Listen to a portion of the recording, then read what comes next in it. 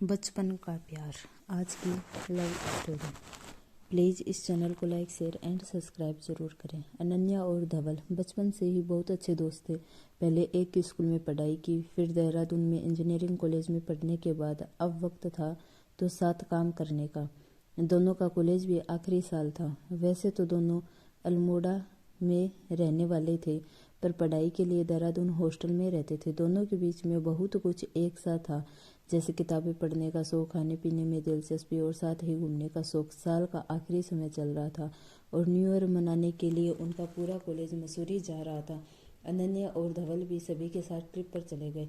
उनकी पूरी क्लास और दोस्त साथ घूम रहे थे और सभी सर्दियों की ठंड का लुत्फ उठा रहे थे। मसूरी पास में ही था तो सबका प्लान था कि बस एक ही दिन मसूरी घूमा जाए और शाम में सबने पास ही में स्थित टिहरी डैम देखने का प्लान किया और वहीं रात रुकने का प्रबंध था। सब लोग बहुत खुश थे और वादियों का मजा उठा रहे थे।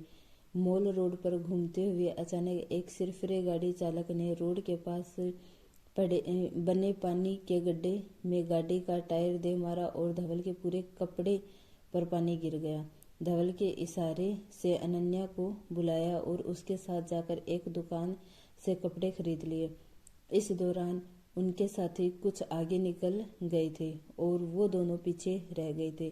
दिन ढलने को हुआ तो अचानक मौसम बिगड़ गया। बारिश आती देख सभी लोग गाड़ी में बैठ गए, वापस चले गए, पर किसी को ध्यान नहीं आया कि दोनों लोग पीछे छूट गए। वहीं दूसरी ओर बारिश से बचते बचाते धवल और अनन्या एक दुकान की ओट में खड़े हो गए। बारिश इतनी तेज थी कि फोन में नेटवर्क का नामो निशान नहीं था। कुछ देर में ही रात हो गई। उनके साथ खड़े लोग एक एक करके जाने लगे। देखते ही देखते सब सुनसान हो गया। अनन्या ने कई बार अपने दोस्तों को फोन करने की कोशिश की, पर किसी से कोई संपर्क नहीं हो पाया। रात होते देख धवल ने अनन्या को कहा, आज शायद हमें यहीं रुकना पड़ेगा। मैं कुछ इंतजाम करके आता हूँ, तुम यहीं रुकना। कुछ देर के बाद धवल भीगता हुआ और हाथ में एक छाता लेकर अनन्या के पास आया। बोला, चलो रूम मिल गया है। अब बारिश की वजह से बस एक ही कमरा मिल पाया है और वो भी थोड़ा दूर है। क्या तुम वहां तक चल पाओगी? अब इस सर्दी में जो मिला सो ठीक है, जल्दी चलते हैं। तुम तो पूरा भीग गए हो यार, अनन्या ने चिंता जताते हुए कहा। धवल पूरी तरह से भीग चुका था, सो उसने छाता अनन्या को ही दे दिया।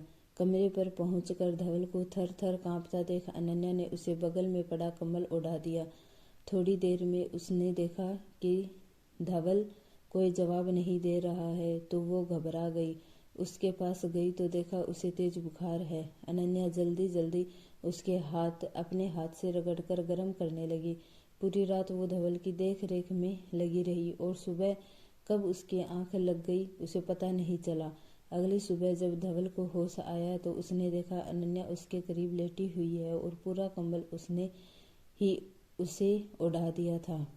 धवल के उठने की आहट सुनकर अनन्या भी नींद से जाग गई।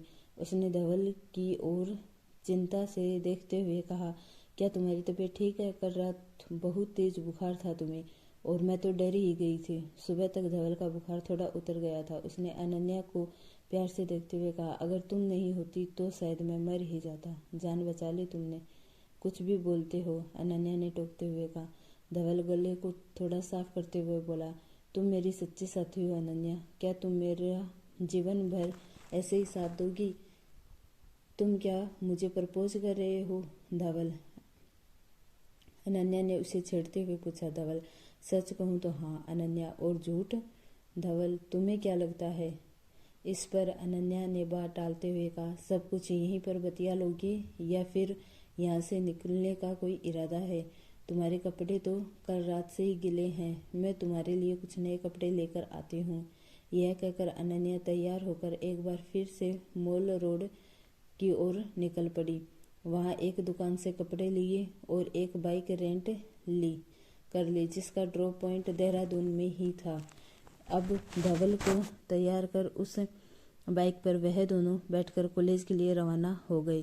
दोनों कुछ दूर जाकर मसूरी रोड पर एक कैफे में कुछ खाने के लिए रुक गए। वहां पहुंचते ही धवल ने कहा, अनन्या मेरी बात का कोई जवाब तो दो। ठीक है, तुम्हारा प्रमोशन कर देते हैं, अनन्या ने शरारती अंदाज में कहा। धवल, कैसा प्रमोशन? अनन्या, अरे बुद्धू, दोस्त से बॉयफ्रेंड।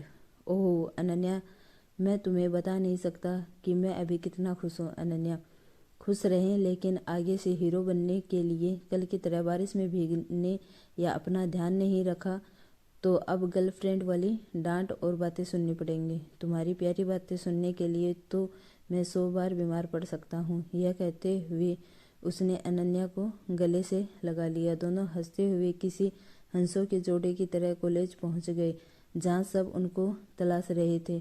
उनको देखकर प्रोफेसर हल्के से गुस्से में बोले, अरे कहाँ थे तुम लोग? हम कब से तलाश कर रहे थे। इस पर धवल और अनन्या ने साथ में कहा, सर हम भी एक दूसरे को ही ढूंढ रहे थे, अब जाके